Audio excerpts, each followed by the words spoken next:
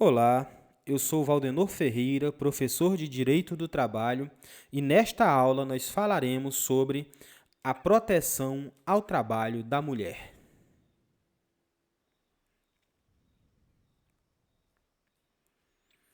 O fundamento da proteção do trabalho da mulher diz respeito à sua fragilidade física. As medidas de proteção ao trabalho só se justificam em relação ao período de gravidez e após o parto, de amamentação e a certas situações peculiares à mulher, como de sua impossibilidade física de levantar pesos excessivos, que são condições inerentes à mulher. As demais formas de discriminação deveriam ser abolidas. Quanto à duração do trabalho, é igual à de qualquer trabalhador, 8 horas diárias e 44 horas semanais, nos termos do artigo 7º, inciso 13 da Constituição Federal de 88. A compensação de jornada de trabalho da mulher só pode ser feita mediante acordo ou convenção coletiva. No que diz respeito ao salário, o artigo 7º, inciso 30 da Constituição Federal de 88 e o artigo 5º da CLT vedam a distinção de salário entre homem e mulher.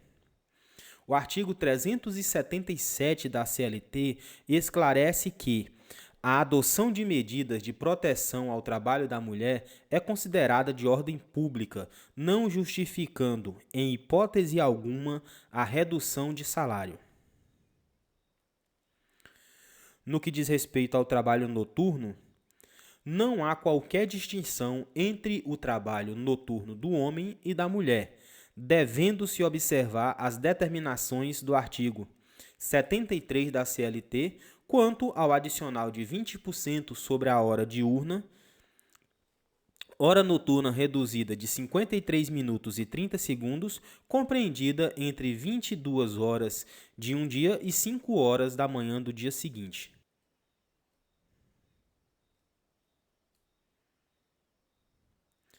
Quanto aos períodos de descanso, são basicamente iguais entre homem e mulher. Entre duas jornadas de trabalho, deve haver um intervalo de 11 horas, no mínimo, destinado ao repouso. Também tem descanso semanal remunerado de 24 horas, de preferência aos domingos, salvo motivo de conveniência pública ou necessidade imperiosa de serviço, quando recair em outro dia. A mulher que trabalha aos domingos terá uma escala de revezamento quinzenal para que o repouso semanal coincida com o domingo, como manda o artigo 386 da CLT. Quanto ao descanso para refeição, este não poderá ser inferior a 1 hora, nem superior a 2 horas, para aquelas que trabalham mais de 6 horas diárias. Para a mulher que trabalha entre 4 e 6 horas, terá intervalo de 15 minutos. No tocante aos trabalhos proibidos, a mulher pode trabalhar em locais perigosos, insalubres ou penosos.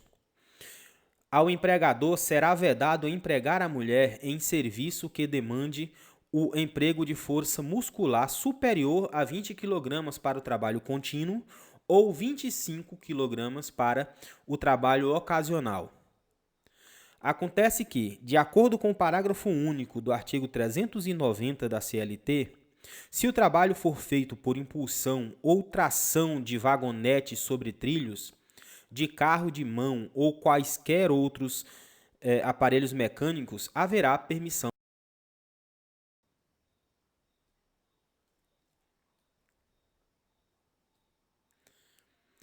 No que diz respeito aos métodos e locais de trabalho, de acordo com o artigo 389 da CLT, toda empresa deverá prover os estabelecimentos de medidas concernentes à higienização dos métodos e locais de trabalho, principalmente ventilação e iluminação, e outros que se fizerem necessários à segurança e ao conforto das mulheres.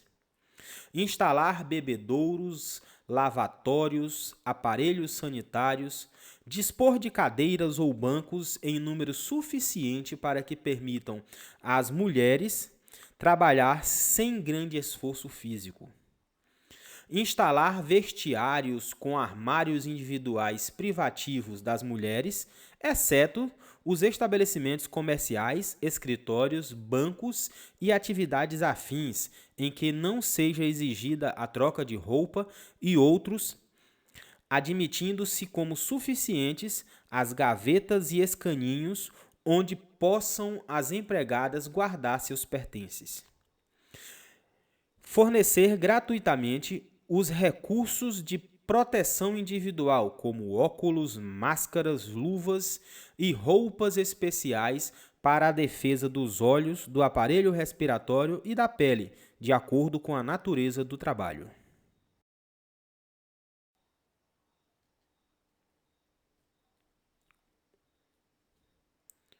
No tocante à licença maternidade e ao salário maternidade, a Constituição Federal de 1988, em seu artigo 7º, inciso 28, assim como a CLT, em seu artigo 392, asseguram à gestante uma licença maternidade de 120 dias, sem prejuízo do emprego e do salário no período. O afastamento, no caso, é obrigatório e o contrato de trabalho é interrompido. A empregada deve, mediante atestado médico, notificar o seu empregador da data do início do afastamento do emprego, que poderá ocorrer entre o 28º dia antes do parto e a ocorrência deste. No período de licença, a gestante tem direito a receber os salários integrais, constituindo o que se denomina salário maternidade, benefício de natureza previdenciária, regulada pela Lei nº 8.213 de 1991 e pelo Decreto 3.048 de 99.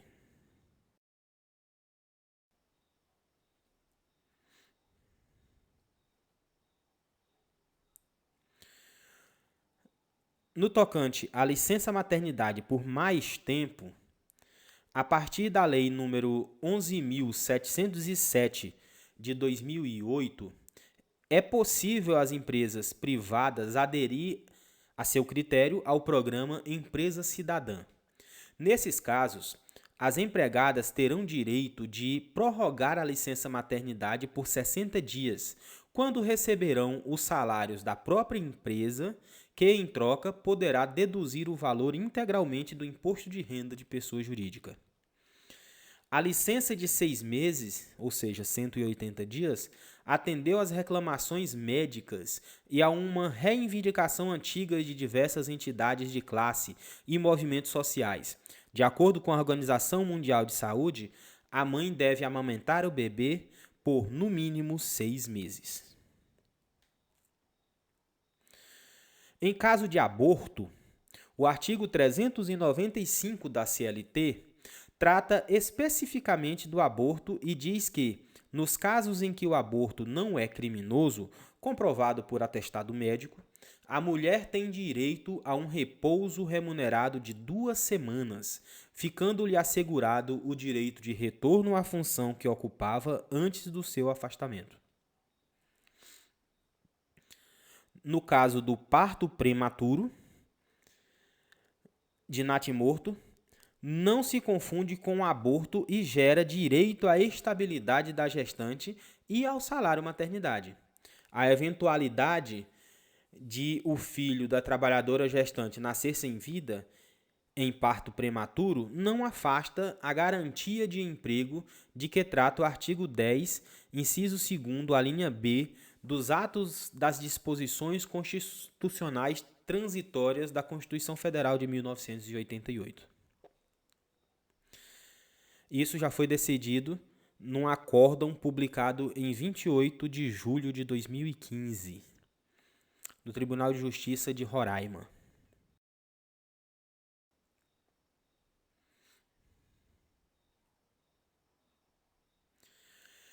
O direito de se ausentar para consultas médicas. A empregada gestante também poderá se ausentar do trabalho sem prejuízo do salário e demais direitos pelo tempo necessário para realizar no mínimo 6 consultas médicas e exames complementares. Se necessário, o médico poderá ampliar o número de consultas e exames, concedendo-lhe licença médica. Nesse caso, os primeiros 15 dias de afastamento serão por conta do empregador. Depois desse período, as despesas ficam a cargo do INSS, que pagará à gestante o auxílio-doença. As regras visam garantir que a mulher tenha o devido acompanhamento médico da gravidez e faça o pré-natal. A falta ao serviço para acompanhar a esposa grávida às consultas médicas é um direito que o homem tem. O artigo 37 da Lei nº 13.557 de 2016, conhecida como Marco Regulatório da Primeira Infância, acrescentou ao artigo 473 da CLT o inciso 10, que permite que o empregado deixe de comparecer ao serviço por mais de 2 dias, sem prejuízo do seu salário, para acompanhar sua mulher ou companheira em consultas médicas e exames complementares durante a gravidez. No caso de atividade prejudicial à gestação, o artigo 394 da CLT fala que, nos casos em que o trabalho é prejudicial à gestação, a mulher pode pedir a rescisão do contrato de trabalho, ficando dispensada do aviso prévio.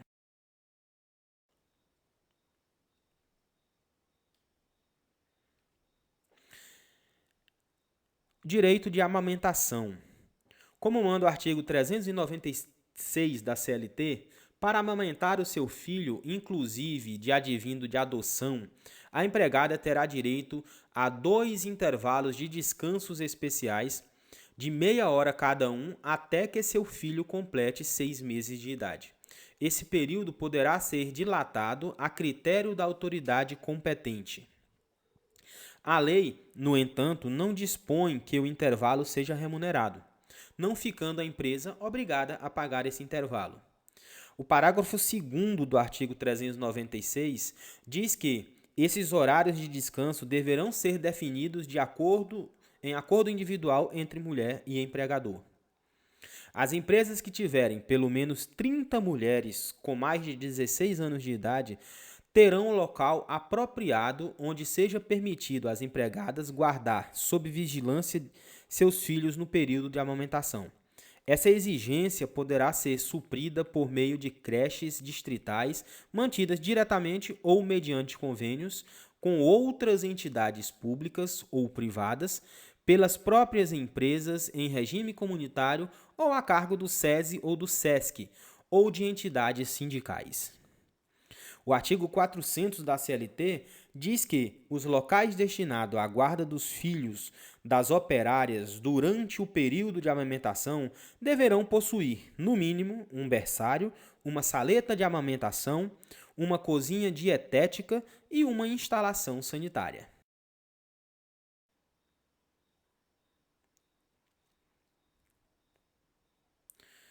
No tocante à mãe adotiva, a licença maternidade e o salário maternidade foram estendidos para a mãe adotiva e para a pessoa que obtém guarda judicial de uma criança pela Lei 10.421 de 2002, que acrescentou o artigo 393-A da CLT. Nesses casos, a licença maternidade só será concedida com a apresentação do termo judicial de guarda à adotante ou à guardiã. O fundamento é que a chegada da criança adotada em sua nova casa é equiparada ao parto, já que a mulher também vai se ocupar cuidando da criança que chegou, dando-lhe atenção nesse período de adaptação. A lei previa períodos diferenciados de licença maternidade à adotante ou guardiã, de acordo com a idade da criança. A Lei 12.010 de 2009 acabou com essa diferença. Assim, o período de licença à maternidade vai ser de 120 dias, independente da criança ser adotada ou não, ou 180 dias nos casos do programa Empresa Cidadã, considerando como criança pessoa de até 12 anos de idade incompleto, conforme o artigo 2º da Lei 8.069 de 1990, conhecido como Estatuto da Criança e do Adolescente. Na verdade, a distinção não se justifica, pois todos sabem que quanto mais velha a criança, maior a sua dificuldade de adaptação ao meio familiar.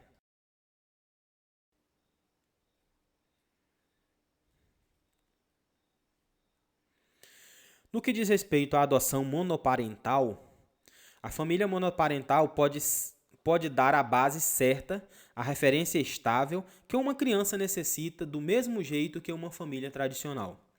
A adoção monoparental é a mais comum, sendo realizada por pessoas solteiras, viúvas, separadas ou divorciadas. A Lei 10.421 de 2002, que acrescentou o artigo 392-A à CLT, fala sempre no feminino como seguradas e empregadas, mas a doutrina e a jurisprudência têm apontado no sentido de que deve prevalecer o princípio da igualdade, onde todos são iguais perante a lei, sem distinção entre homens e mulheres. Se a mulher que adota uma criança tem direito de receber a licença e o salário maternidade, este direito também deve ser reconhecido ao homem que adotar, visto que a finalidade dos benefícios é a convivência e o estreitamento da relação, dos laços entre adotante e adotado.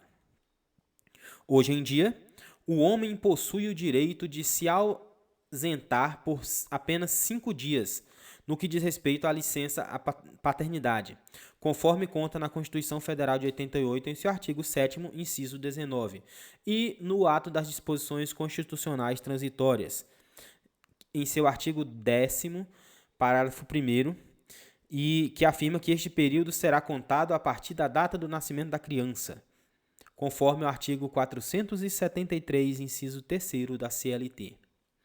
Para os empregados de empresas que integrarem o programa Empresa Cidadã, a licença paternidade será prorrogada por mais 15 dias, conforme o previsto na Lei 11.770 de 2008, com a redação dada pela Lei 13.257 de 2016.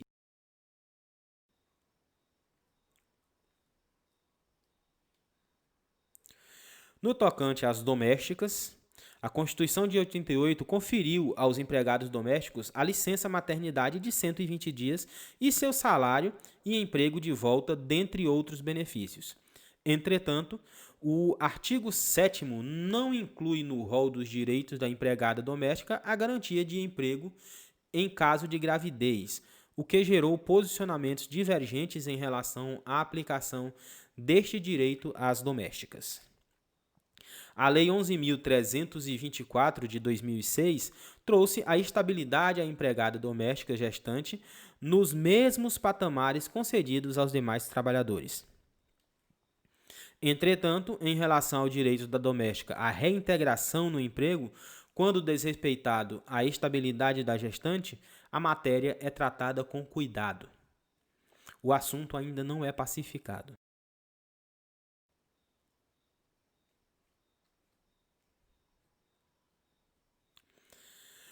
No que diz respeito à adoção por casal homoafetivo, de acordo com o princípio da igualdade previsto no artigo 5º da Constituição Federal de 1988, que diz que todos são iguais perante a lei, sem distinção de qualquer natureza, o casal homoafetivo deve possuir os mesmos direitos de um casal composto por homem e mulher, sendo evidente que o casal homoafetivo também tem direito de adotar uma criança possuindo as mesmas capacidades de criar, educar e amar. Nesse caso, como não poderia deixar de ser, também existe o direito à licença maternidade e ao salário maternidade, previsto para o adotante, independentemente do fato de o casal homoafetivo ser formado por homens ou por mulheres.